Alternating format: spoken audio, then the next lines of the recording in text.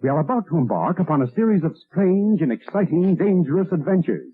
Adventures that will lead us to all parts of the world. Hello and welcome to another Bad Comic Review. This time we're looking at Teenage Mutant Ninja Turtles Stranger Things Issue 2. This is a 4-part mini-series from IDW and Dark Horse in 2023, written by Cameron Chittock, art by Fero Pe, colors by Sofie Dodgson, letters by Rus Wooton, editorial assist by Nicholas Nino, editors were Chase Moritz and Jonathan Manning, senior editor Charles Beecham. I have cover A by Fero Pe, which is a pretty good cover. It does relate to what's going on in the book, although this scene never happens. So 11 seems to think she is inside of the sheriff's home, but it's not really the case. Meanwhile, Raphael and Donatello, along with Dustin and Max, are trapped in holding cells, and thankfully Raph has a magic spell that lets him out. Meanwhile, Leonardo and Michelangelo and the other kids are discovering that there is an opening to the Upside Down, and this gate is mobile, so they might have a real problem on their hands because these subway cars go for miles and miles and possibly spreading their evil throughout the land. Well, they are beset by a demigorgon or two, and the others are having their own problems when they find out that Baxter Stockman and 11 are hooked to some sort of machine that can only be shut off from the inside of the machine. So one of them has to go in and try and convince 11 that this is not real. Now, it's a really fun book because the person they send into the machine is